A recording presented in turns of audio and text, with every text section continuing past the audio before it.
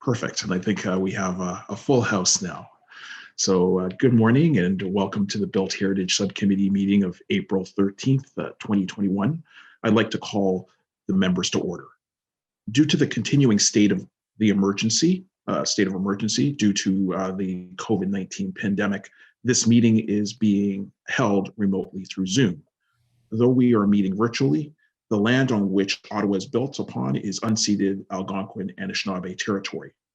I would like to take a moment to acknowledge that the people of the Algonquin Anishinaabe Nation have lived on this territory for millennia. Their culture and presence have nurtured and continue to nurture this land.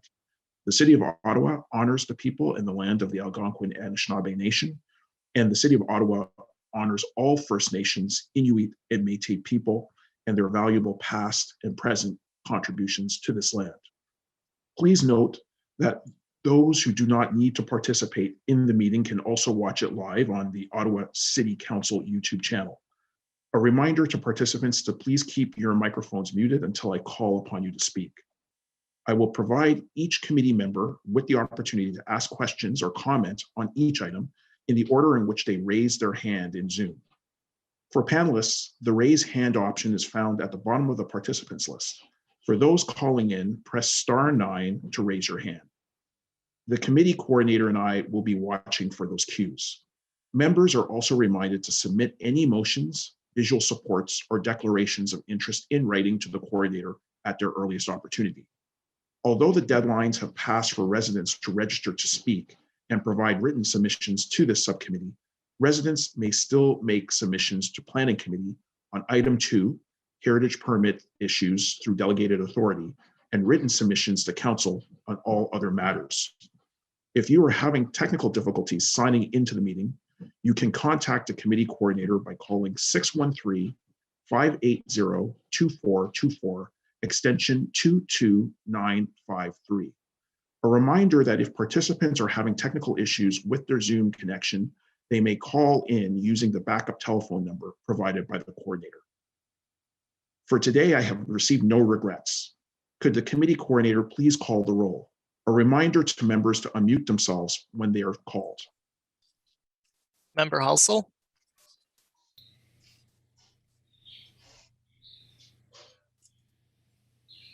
I see you on the screen, Member Hulsel. Member Podolsky. I'm present. Hello, everybody. Councillor Gower. Here. Councillor McKenney. Present. Member Conforti. Present. Councillor Brockington. Good morning. Councillor Moffat. Here. Vice Chair Quinn. Present. Chair King. Present. You have quorum, Chair. Thank you. Are there any declarations of interest? And I see Member Conforti has raised her hand. Thank you, Chair. Yes, I'm declaring potential interest on item number 3, which is the application to alter 94 Crichton Street, a property designated under Part 5 of the Ontario Heritage Act and located in the New Edinburgh Heritage Conservation District, as the architect responsible for the design of the addition is the direct departmental representative of one of my clients. Thank you for providing that declaration of interest. Are there any other declarations of interest? Seeing none, are the minutes of Tuesday, March 9th, 2021 confirmed? Carried. Carried. Confirmed. So the first item on the agenda revolves around planning, infrastructure, and economic development, right-of-way, heritage, and urban design services, Heritage Register Annual Report 2020. Can staff please provide an overview of this report?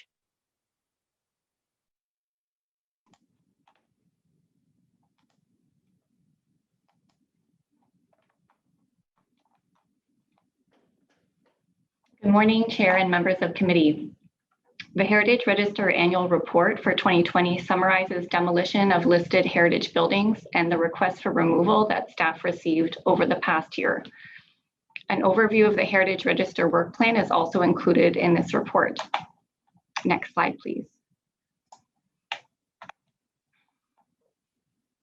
In In 2016, City Council approved procedures regarding the Heritage Register that require staff to prepare an annual report addressing demolition and removal from the register.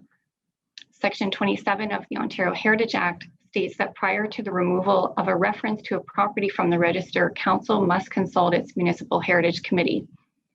All Heritage Register removals must be approved by Council. The report today has been prepared to fulfill both of these requirements. Next slide.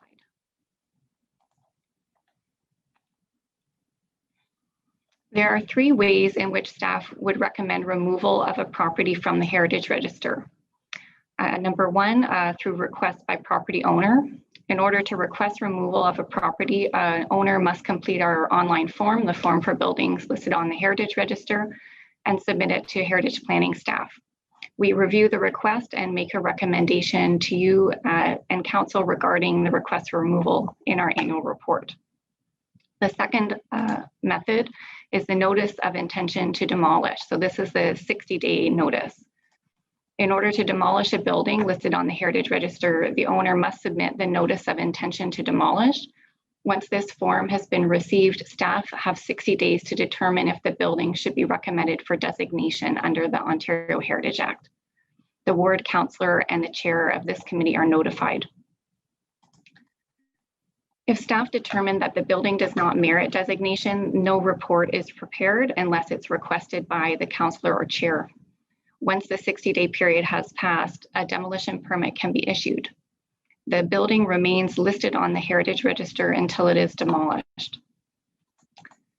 The third option would be a staff-initiated removal. So this is when staff identify inconsistencies on the register. We include them in our report, recommending council make the adjustment accordingly.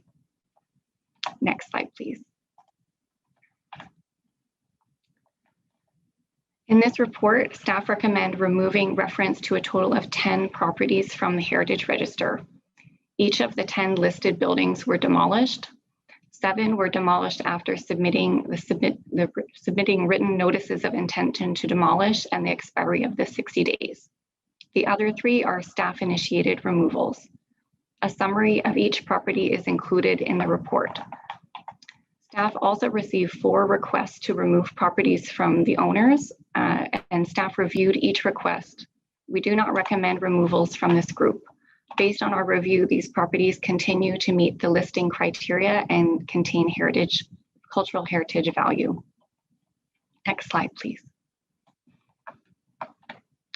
Later in the report, priority work plan items related to the Heritage Register are identified.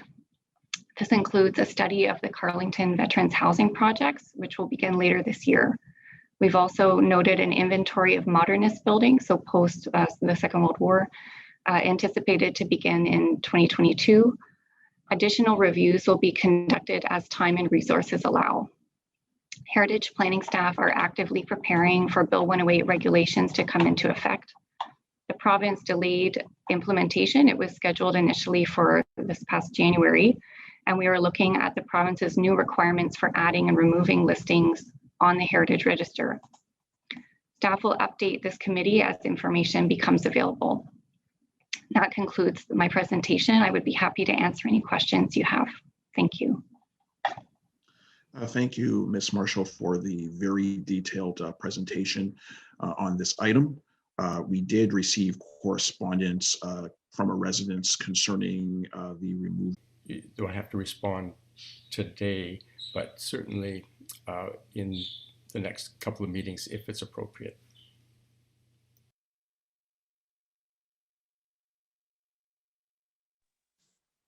I can jump in here if you like, Chair. Just Yes, please.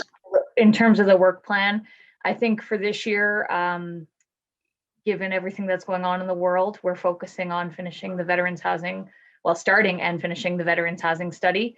As Member Podolsky likely knows, the post-war piece is a big project. So I'm not sure that we'll have a timeline on that in the next couple of months, but I think, you know, as the work plan gets further developed and we have more certainty around how we're going to approach it and that sort of thing, we will for sure keep the committee informed. Thank you. Great, thanks, Leslie. And Member Brockington has his hand raised as well. Thank you, Chair, and good morning, everyone.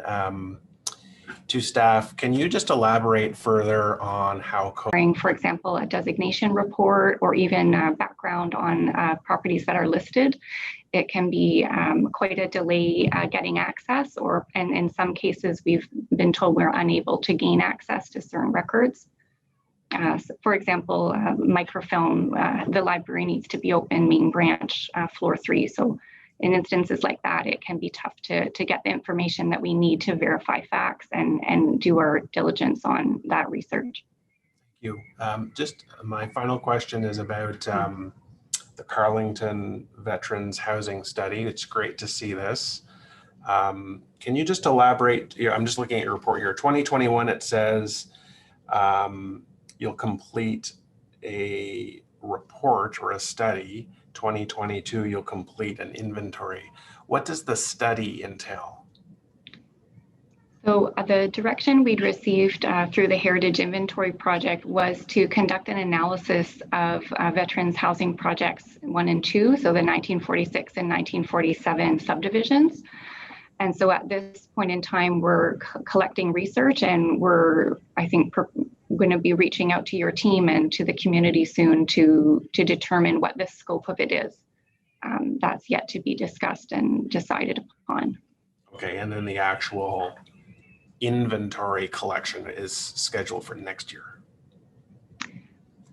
Yes, so I think it would depend what the scope for the veterans area would become. I don't know that we'd want to review it again, but it could fit into both, certainly. Okay, fair enough. Thank you very much. Appreciate it. Thank you, Councillor Brockington. I don't see any other hands raised. So do any of the members have any other comments on this item? And I don't see anybody raising their hand. So I just wanted to comment and say that obviously the Heritage Planning staff administer the Heritage Register according to the Heritage Register procedures approved by Council and the Ontario Heritage Act. As we know, the Heritage Register is not meant to be a static document. The Register will continue to evolve to better reflect Ottawa's buildings, histories, and communities. And despite the difficulties of the pandemic, which I think that Councillor Brockington was outlining with even doing assessments, we really do thank staff for the work that they have undertaken in providing this annual report concerning the Register to the subcommittee. I also want to commend staff for the work plan and the work surrounding the implementation of Bill 108 that has been delayed multiple times, which is being developed to help manage change and which allows the city to be accountable for all processes and recommendations. So I want to thank you for that work. And is this a report carried? Carried. Carried. This report is scheduled to be presented to Council on April 28th, 2021. Our next item is heritage permits issued through Delegated Authority 2020. Can staff please provide an overview of this report?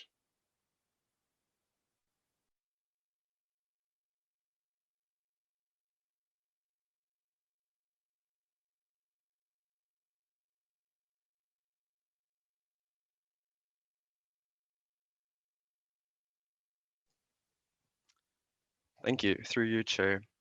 Good morning, councillors and members of the subcommittee. This item concerns the annual staff report on heritage permits issued through Delegated Authority in 2020. Next slide, please. In accordance with Schedule J, Section 33(8) of the Delegation of Authority bylaw, staff are required to provide an annual report at least once every calendar year on heritage permits issued through Delegated Authority to the appropriate Standing Committee of Council. In 2020, 102 heritage permits were issued in accordance with the Ontario Heritage Act under the authority delegated to staff. These permits related to properties designated under Parts 4 and 5 of the Act and related to a variety of alterations. The average timeline for the issuance of permits was 10 business days complete. Due to the heritage permits were issued as part is approximately 30. The graphs on this slide and location. the vast in Heritage Conservation District. Thank you for that. You've received no course placed into the hot seat, since I see there is a question pending from Councillor Gower. Thank you, Chair, and welcome, Adrian. I was just curious, out of the 102 permits issued, do we know approximately how many would have received the funding, the grant that we provide for heritage repairs and renovations? Well, thank you, Councillor, for your question. I do know that out of the permits we issued, only 6 did receive funding, but maybe I'll see if Leslie would like to answer this question. Sure. Yeah, because of COVID, we reduced the grant program last year. So our normal budget of $300,000, we only gave out $100,000 in grant money. So whereas we normally, as part of this report, you would see about 30 to 35 of the projects would be receiving grant funding this year. For 2020, it was only 6, and they were larger scale projects. So next year's report will likely have a higher number of permits because of the grant program. And are we seeing any general trends in the number of permits issued from year to year? 2019 over 2020, like if we take the grant program permits out of the equation, we issued more permits, about 30% more permits last year than in previous years. Okay, thank you. Thank you, Councillor Gower. And I did see that Member Hassel had her hand up. I just wanted to see if she was still going to ask a question. Mine largely, again, had to do with the impacts to COVID and the discrepancy between the 2 years. But I suppose, are you anticipating in the years to come more of an increase in the number of permits requested? Thank you, Member Halsall. I think with the addition of the new Clemo, Monkland, Linden Terrace HCD, we'll probably see an uptick in heritage permits issued, and of course, with new designations and such, it'll likely increase over time. Thank you, Adrian, and welcome to the team. And thank you for the questions. I don't see any hands up for any more questions of staff. Just wanted to take this opportunity to ask if any of the members have any comments on this item generally. And I'm not seeing hands there. So obviously, while this is pro forma, the delegation of authority bylaw requires that an annual report of heritage permits issued under delegated authority is brought forward to the subcommittee at least once every calendar year. This report has been prepared to provide information on permits issued through delegated authority in 2020. Once again, through the difficulties with the pandemic, we really do thank staff for the work that they have undertaken in providing this annual report to the subcommittee. Is this report carried? Carried. This report will be submitted to Planning Committee on May 13th, 2021. The next item on the agenda is application to alter 94 Crichton Street, a property designated under Part 5 of the Ontario Heritage Act and located in the new Edinburgh District Heritage Conservation District. Member Conforti will now be leaving the meeting per the declaration of interest that was made. Can staff please provide an overview of this report?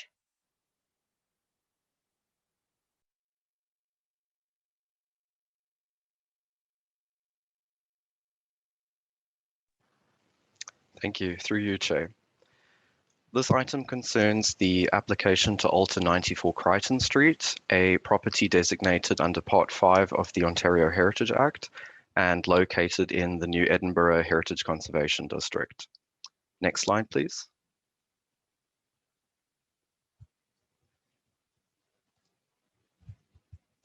The subject property is located on the north side of Crichton Street between Queen Victoria and Kiefer Streets. 94 Crichton Street is classified as a contributing building in the new Edinburgh HCD.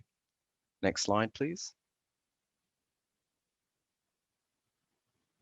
The original house was constructed in 1892 and is an example of late 18th century vernacular residential construction in this area. The house is a 1.5-story rectangular building with a medium pitched front gabled roof. It features paneled and turned barge boards with scrollwork, asymmetrical windows with stone sills. The upper floor is clad in stucco and the ground floor has a simulated stone veneer on the front facade. Next slide, please. The house is situated between two taller newly constructed homes. 90 Crichton Street, shown here to the left of the house, was constructed in 2020, and 96A Crichton Street, shown to the right of the house, was constructed in 2008. Next slide, please. The photos on this slide show views of the rear of the property from Queen Victoria Street. As the photo on the left demonstrates, the original house is currently not visible behind its neighbour at 90 Crichton Street. The proposed addition will, however, be visible from this view after it is constructed. Next slide, please. The applicant is proposing to construct a 2-story rear addition to the existing house. A 1-story projection will be built up to the side lot line. In order to facilitate the construction, the applicant will be seeking a minor variance for relief from the heritage overlay in the zoning bylaw. Next slide, please. The proposed addition will be 76.2 centimeters taller than the roofline of the existing house. It has been designed in a contemporary style with dark metal roofing, cement board or stucco, and light colored painted wood or cement board paneling on the rear facade. The addition will be only partially visible from Crichton Street. Next slide, please. A new shed dormer is proposed on the 2nd story. The proposed 1-story projection will have glazed panels on the front and rear facades and will feature a thin profile flat roof. The proposal will retain much of the existing rear yard landscaping. Next slide, please. The proposal generally conforms to the guidelines in the new Edinburgh HCD plan relating to new additions to contributing properties and landscaping. The addition will be of its own time, located in the rear and consistent with the streetscape. Heritage staff are of the opinion that the addition will be complementary and subordinate to the existing house, distinguishable from the original and compatible with it. The roof line of the original house will be maintained in the addition. The addition will not remove or obstruct the heritage attributes of the original, and the proposed cladding materials are sympathetic to the existing building, and the rear yard will be substantially retained.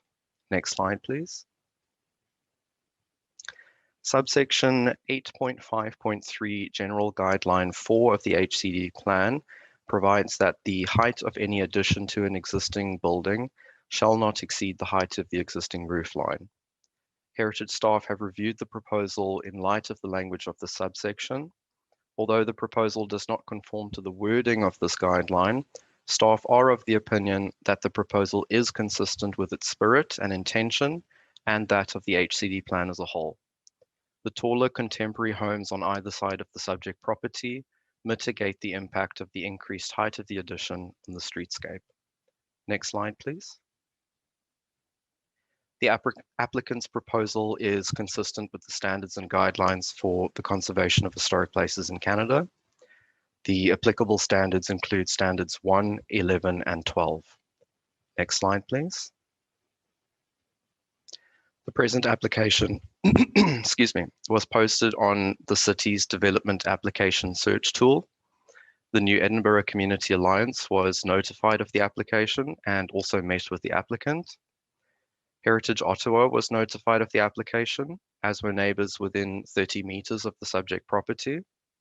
Chair King is aware of the application and provided comments, which are included in the staff report. Next slide, please.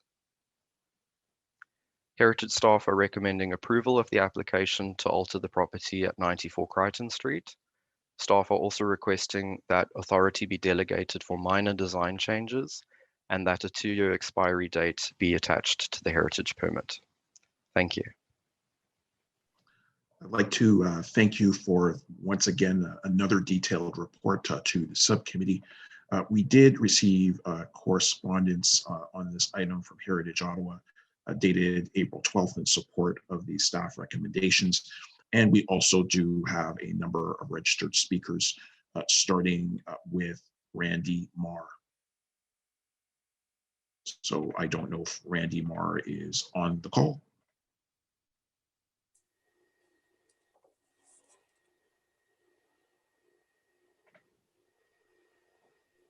Yes, good morning, Mr. Chair and community members.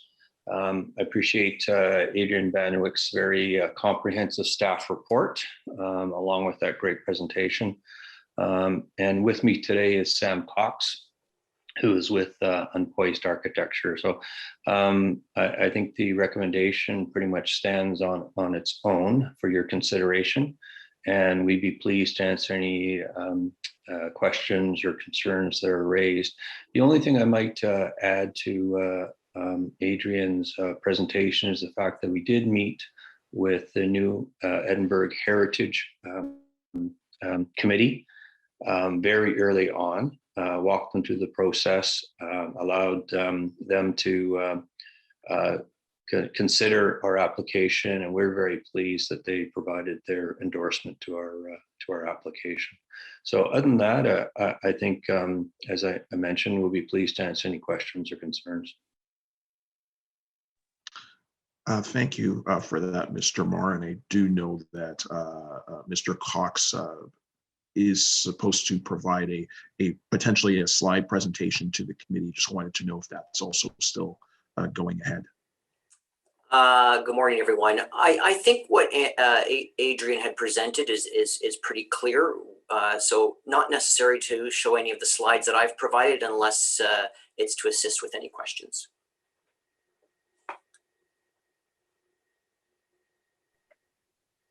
Okay, thank you for that. So are there any questions for the delegations by the subcommittee?